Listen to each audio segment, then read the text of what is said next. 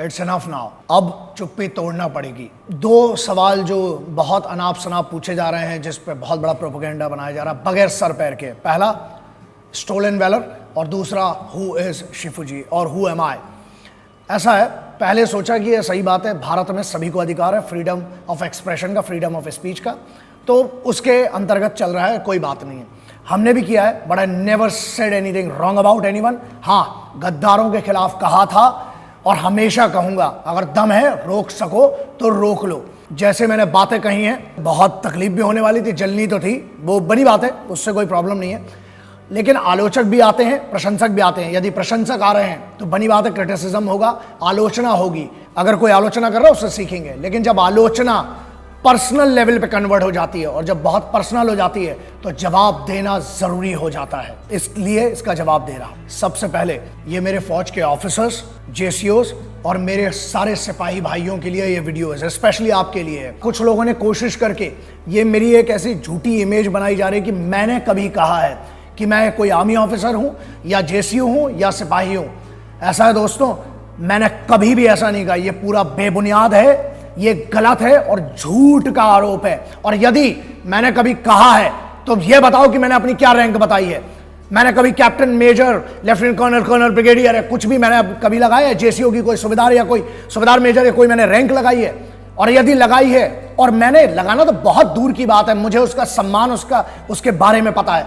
मैं ये बोल रहा हूं कि अगर मैंने कहीं कहा है तो उसका प्रूफ दो, कहां है, कहां लिखा है। मेरे भाइयों से ये कि ये सिर्फ और सिर्फ कोशिश की जा रही है, और ये आपके लिए यार, आपको पता होना चाहिए कि मैं आपकी कितना मोहब्बत करता हूं, कितना प्यार करता हूं।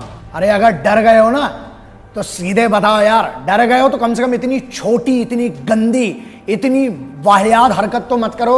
बुरा क्या लगता है कि मेरे देश के कुछ नौजवान जो कि ये गंदी भ्रष्ट पॉलिटिशियंस के बीज है, गंदे बीज है ना, उनके द्वारा प्लांट किए जा रहे हैं। किस बात के लिए? कि मैं अपने देश के सिपाहियों के लिए, उनके सम्मान के लिए कुछ बात न कर पाऊं, इसलिए इनमें डर पैदा हो गया है। इसीलिए सुनो, हमेशा बोलते आए, आज भी बोल रहे हैं और आगे भी बोलूंगा, और तुम में दम हो, रोक सको तो रोक के दिखा दो। और लगता है ना, जितने ये पॉलिटिकल जो बीज पैदा हुए, पॉलिटिकल मतलब जिसको कहते हैं कि भ्रष्ट नेतागिरी के बीज उत्पन्न हो रहे हैं इन जो लड़कों में, ये सिर्फ और सिर्फ अपने पॉलिटिकल करियर को सेटअप करने के लिए इंडियन आर्म्ड फोर्सेस का नाम यूज कर रहे हैं। और उसके लिए उनको कोई नहीं मिला तो बोला कि चलो शिफूजी मिल गए, चलो कंप्लेन खेलते हैं। ऐसा यार, हमारे पीछे पड़ने से कुछ नहीं मिलने वाला है। कुछ ऐसा करो देश का भला हो, और इस देश में बहुत बड़े बड़े मुद्दे हैं।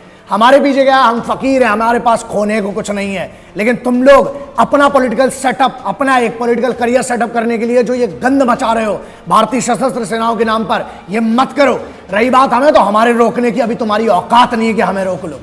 मुद्दे उठाना है तो कुछ ऐसे मुद्दे उठाओ जिससे देश के सिपाहियों का, किसानों का, यूथ का भला हो, तुम्हारा पर्सनल भला हो। ऐसे मुद्दे उठाने से वो पर्सनल गेन कहलाता है।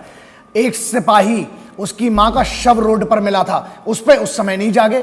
2 राज्यों में, 4 राज्यों में हिंदू मुस्लिम के झगड़े हो गए अभी बीच में, उस पर कोई बात नहीं हुई।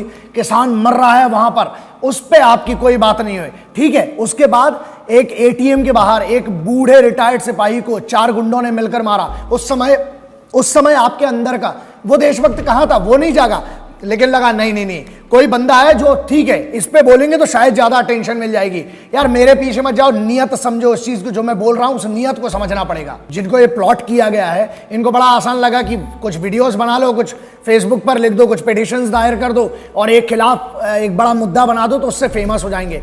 दिन रात, सुबह शाम गुमराह करा जा रहा है यूथ को। ये गलत फैक्ट्स प्रोड्यूस करने के बाद, फोटोज एडिट कर करके गलत फोटोज को और गलत इंसिग्निया लगा के ये सब प्रोड्यूस किया जा रहा है। मालूम है तुम्हारे पास फंड्स बहुत हैं, लोग तुम्हारे पास बहुत बड़ी बड़ी बैकिंग करके बैठे हैं, उससे कोई फर्क नहीं पड़ता। इस आंधी को रोक सको तो रोक लो।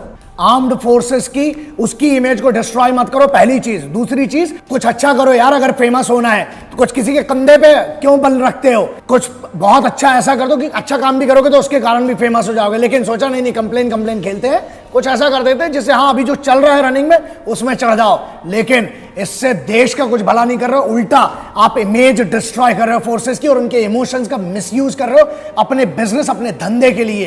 क्वेश्चन नंबर 1, किसने कहा और कहां कहा ये चीज को कि मैं एक आर्मी ऑफिसर हूं, जेसीओ हूं, जवान हूं?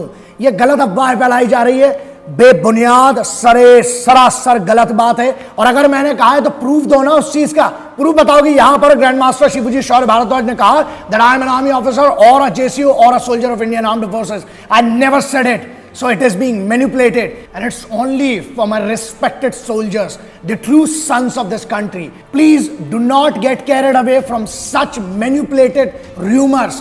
दोस्तों, मैं जितना सम्मान करता हूं, यह सब क्यों हो रहा है? यह सिर्फ इसलिए हो रहा है कि मैं इस देश के सिपाही के हक में बात ना कर सकूं, मैं सच ना बोल सकूं, और इन गद्दारों की कहीं ना कहीं आपको भी पता है बोलने की जरूरत नहीं है. और मैं ये आपको वचन देता हूं कि हमेशा अपने भारत के सिपाहियों के लिए, इंडियन आर्म्ड फोर्सेस के सोल्जर्स के लिए, जब जब कोई गद्दार खड़ा होगा, कुछ भी बोलेगा, ये पहला इंसान होगा जो आपकी तरफ से खड़ा होकर बात करेगा. यार, मेरे लिए सबसे बड़े अभिमान की बात क्या है कि मैंने कभी नहीं कहा, लेकिन अगर किसी ने मुझे सोच लिया that I am even a soldier of Indian armed forces, मेरे लिए बहुत बड़े अभिमान की बात है, सम्मान की बात है कि यार मैं तो उनके सामने जर्रा भी नहीं हूं, मेरी औकात तक नहीं है उनके सामने. एक सिपाही के सामने मेरी कोई औकात नहीं है. I consider the soldiers equal to the god. कई बार ऐसा होता है कि भगवान मदद करने नहीं आता है, लेकिन इस देश का फौजी सही वक्त पर मदद करने आता है. तो for me I consider them equal to god. Stolen valour, the question number 2. ऐसा है, ये सुन के ही हंसी आती कि शौर्य कब से चोरी होने लगा है? शौर्य, धैर्य और साहस ये लेके व्यक्ति पैदा होता है या कमाता है बड़ी मेहनत के बाद. शौर्य चोरी नहीं होता. कोई सामान नहीं है कि कोई आया चुरा के ले गया. अगर किसी को किसी के पिताजी का नाम है तो ये नहीं होगा कि अरे इनके पिताजी का नाम चोरी हो गया, अब इनके पिताजी का नाम कुछ दूसरा होगा. ये नाम है, अभिमान है, सम्मान है. ऐसे चोरी नहीं होता. पहली चीज. दूसरी चीज, जो इसको मैनिपुलेट किया जा रहा है, बताया जा रहा है, वो सरासर गलत है. पता भी है तलवार की धार की बात कौन कर रहा है, शौर्य की बात कौन कर रहा है. तलवार की धार की बात वो कर रहे हैं जो वीडियो गेम के योद्धा हैं, जो फेसबुक, ट्विटर और इस पर बैठकर शौर्य की बात कर रहे हैं. 500 मीटर हमसे दौड़ा ना जाएगा, लेकिन हम तुमको शौर्य का मतलब बताएगा. ये बात कुछ समझ में नहीं आई. हम तो इस बात का जवाब भी नहीं देना चाहते थे, क्योंकि इनकी इतनी औकात नहीं है कि हम इनसे बात भी करें, इनको जवाब दें. लेकिन क्या हो गया कि जो छोटे मेरे भाई बहन हैं, जो फॉलो करते हैं, जो प्यार करते हैं, बहुत परेशान हो रहे थे. इसलिए उनके लिए जवाब देना जरूरी है कि कंफ्यूजन मिटा लिया जाए. और ऐसा है, मिट्टी है ना इस देश में, सिर्फ फौजी जिम्मेदारी नहीं लेगा, हम सबको इस बात की जिम्मेदारी लेना पड़ेगी कि हमसे जो हो सकता है, हम इस देश के लिए जो कर सकते हैं हम करें. शौर्य, साहस और धैर्य ये किसी की औकात नहीं चुराने की, ये अपने आप में होता है और वो महसूस करने की और उसे लेकर कैरी करके आगे जाने की बात होती है. रही बात आर्म्ड फोर्सेस और स्पेशल फोर्सेस की ट्रेनिंग की, तो ऐसा है, मैं कौन हूं यार? मैं तो एक जर्रा हूं, मेरी इतनी औकात नहीं है, मैं बहुत छोटा हूं, मेरी इतनी औकात नहीं, मैं इनको ट्रेन करूंगा. और सिर्फ इतना कहना है कि हमारी आर्म्ड फोर्सेस, स्पेशल फोर्सेस खुद इतनी ज्यादा ट्रेंड है, अपने आप में इतनी सक्षम है कि वो एक आदमी खुद लाखों को ट्रेंड कर सकता है. और रही बात इससे संबंधित जवाब की, तो पूरे संवैधानिक तरीके से जो भी पूछा गया है ऑलरेडी उसका मैं जवाब दे चुका हूं. और जब भी एक डिजर्विंग और एक कंसर्न अथॉरिटी मुझसे पूछेगी किसी भी बारे में, आई एम ऑलवेज अवेलेबल. जब भी आप पूछेंगे मैं उस बात का सही तरीके से, संवैधानिक तरीके से जवाब देने के लिए तैयार हूं. बाकी का नहीं मालूम, लेकिन हिंदुस्तानी फौज के खिलाफ उठने वाली हर एक आवाज के खिलाफ मैं जवाब दूंगा, हमेशा जवाब दूंगा. दूसरा, इनके वीरता, पराक्रम, साहस और इनने जितने बलिदान किए उनके बारे में मैं हमेशा आखिरी सांस तक बात करता रहूंगा. और दम है अगर तुम में तो रोक लो, ओपन चैलेंज है तुम्हारे लिए, चल भाग. क्या अपनी मिट्टी से, क्या अपनी मां से प्यार करना गलत है? क्या अपने देश की फौज से प्यार करना गलत है? क्या अपने देश के उन फौजी भाइयों से, हर उस सिपाही से प्यार करना गलत है? क्या उनके साहस, उनके बलिदान, उनकी वीरता के बारे में बात करना गलत है? और क्या इस देश के सिपाहियों के खिलाफ बोली जानी बात पर उन गद्दारों को जवाब देना गलत है? और अगर ये सब गलत नहीं है तो मुझे लगता है मैंने कोई गलत काम नहीं किया, बहुत सही काम किया. जहां बात आती है राष्ट्रीय सुरक्षा की, सबसे पहले सर्वोच्च मेरे लिए और इस देश के हर नागरिक के लिए भारत की राष्ट्रीय सुरक्षा है.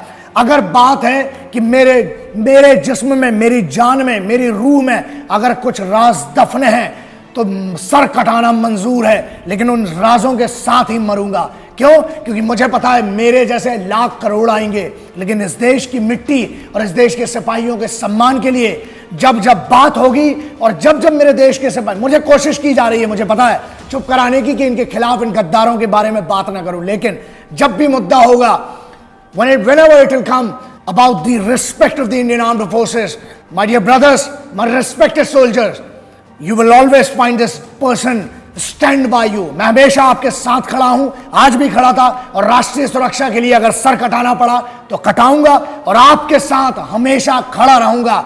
और रही बात इनकी, तो सुनो बे, तुमसे जो खाड़ते बने और जो करते बने कर लेना। आखिरी में वही बात है, सम्मान स्वाभिमान।